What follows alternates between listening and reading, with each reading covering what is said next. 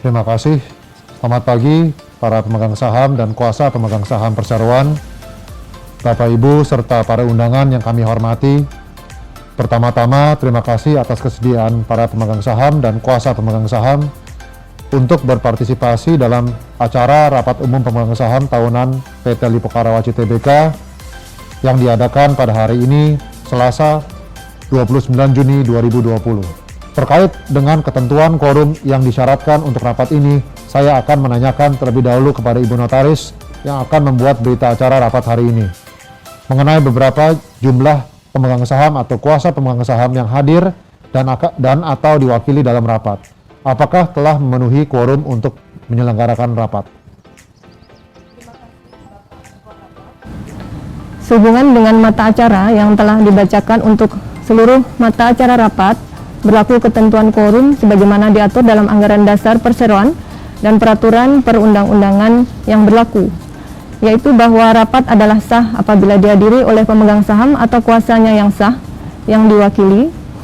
Untuk mata acara pertama sampai dengan kelima dan mata acara ketujuh, yaitu lebih dari 1/2 bagian dari jumlah seluruh saham yang telah ditempatkan oleh perseroan dengan hak suara yang sah. Kemudian untuk mata acara yang keenam, paling sedikit 2/3 bagian dari jumlah seluruh saham yang telah ditempatkan oleh perseroan dengan hak suara yang sah. Rapat pada hari ini dihadiri oleh pemegang saham atau kuasa pemegang saham, yaitu sejumlah 53.833.753.603. Untuk jumlah pemegang saham tersebut, presentasi kehadirannya merupakan 75,93% dari seluruh modal yang disetor, yaitu 70.088.18.369. Dengan demikian rapat dapat diselenggarakan dan dapat mengambil keputusan yang sah serta mengikat untuk seluruh mata acara rapat. Demikian Bapak Ketua Rapat, terima kasih. Selanjutnya dengan ini saya nyatakan bahwa Rapat Umum Pemegang Saham Tahunan PT Lippo Karawaci Tbk dibuka dengan resmi pukul 2.20 sore waktu Indonesia Barat. Untuk informasi pemegang saham, pemungutan suara secara elektronik terhadap keputusan di atas akan dilakukan setelah pembahasan semua agenda rapat. Terima kasih Bapak Ketua Rapat, para pemegang saham dan kuasa pemegang saham serta para undangan yang saya hormati. Laporan mengenai keadaan dan jalannya kegiatan usaha perseroan untuk tahun buku yang berakhir pada tanggal 31 Desember 2020, termasuk laporan direksi dan laporan tugas pengawasan Dewan Komisaris, selengkapnya telah kami paparkan dalam laporan tahunan 2020 yang telah disampaikan kepada otoritas terkait dan publik melalui situs web Bursa Efek Indonesia dan situs web perseroan. Ibu dan Bapak juga dapat mengunduh laporan tersebut dari QR Code yang disediakan pada saat registrasi rapat. Atas nama direksi, berikut ringkasan kinerja dari perseroan dan anak perusahaan sepanjang tahun 2020 dan tantangan yang kami hadapi.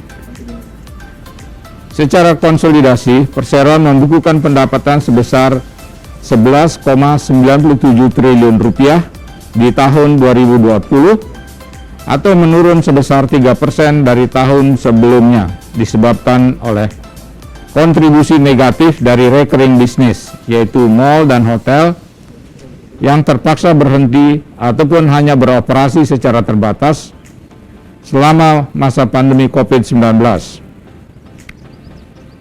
Dalam rangka rencana transformasi strategis perseroan, pada Maret 2019, Lippo Karawaci melakukan restrukturisasi kepemimpinan di mana Bapak John Riyadi ditunjuk sebagai Chief Executive Officer Perseroan.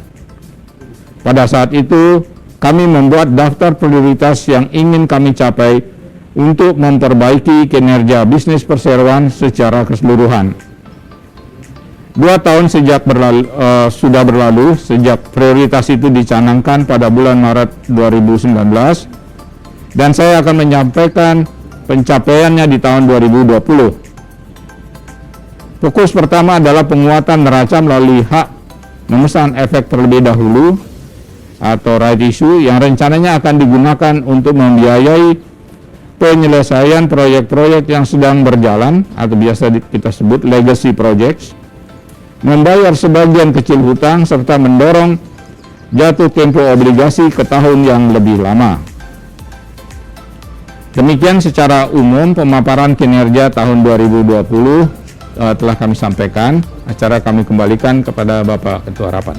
Berdasarkan pasal 11 ayat 6 POJK nomor 16 tahun 2020, perhitungan pemegang saham atau kuasanya yang tidak menggunakan hak suaranya atau suara abstain dianggap sah menghadiri rapat. Untuk mata acara pertama dengan agenda persetujuan dan pengesahan atas laporan tahunan perseroan untuk tahun buku yang berakhir pada tanggal 31 Desember 2020 serta memberikan pelunasan dan pembebasan tanggung jawab sepenuhnya equity charge kepada seluruh anggota direksi dan Dewan Komisaris Perseroan atas tindakan pengurusan dan pengawasan yang dilakukan dalam tahun buku yang berakhir pada tanggal 31 Desember 2020. Keputusan yang diambil adalah 1. Menyetujui laporan tahunan perseroan untuk tahun buku yang berakhir pada tanggal 31 Desember 2020, termasuk laporan tugas pengawasan Dewan Komisaris, serta mengesahkan laporan keuangan perseroan untuk tahun buku yang berakhir pada tanggal 31 Desember 2020 yang telah diaudit oleh Kantor Akuntan Publik Amir Abadi Yusuf, Arianto, Mawar, dan rekan, sebagaimana dinyatakan dalam laporannya tertanggal 10 Mei 2021 dengan opini bahwa laporan keuangan menyajikan secara wajar. 2. Memberikan pembebasan dan pelunasan tanggung jawab sepenuhnya Validity Equity Charge kepada anggota Dewan Komisaris dan Direksi Perseroan atas tindakan pengurusan dan pengawasan yang dilakukan dalam tahun buku 2020 sepanjang tindakan kepengurusan dan pengawasan tersebut tercermin dalam laporan tahunan perseroan dan laporan keuangan perseroan untuk tahun buku 2020 tersebut, dan bukan merupakan tindak pidana atau pelanggaran terhadap peraturan perundang-undangan yang berlaku. Mata acara kedua yaitu penetapan penggunaan laba perseroan untuk tahun buku yang berakhir pada tanggal 31 Desember 2020. Keputusannya menyetujui untuk tidak membagikan dividen untuk tahun buku yang berakhir pada tanggal 31 Desember 2020. Mata acara ketiga yaitu penunjukan Kantor Akuntan Publik terdaftar yang akan melakukan audit atas buku-buku perseroan untuk tahun buku yang berakhir tanggal 31 Desember 2021. Keputusannya adalah yang pertama, menunjuk Kantor Akuntan Publik Amir Abadi Yusuf, Arianto, Mawar, dan rekan untuk penugasan audit atas laporan keuangan perseroan untuk tahun buku yang berakhir pada 31 Desember 2021, termasuk audit atas laporan keuangan lain yang dibutuhkan perseroan. Untuk mata acara ketujuh, yaitu laporan pertanggungjawaban realisasi penggunaan dana hasil penawaran umum terbatas 4 perseroan, pemungutan suara tidak dilaksanakan dikarenakan mata acara ketujuh ini bersifat laporan kepada para pemegang saham sebagaimana dipersyaratkan oleh peraturan pasar modal.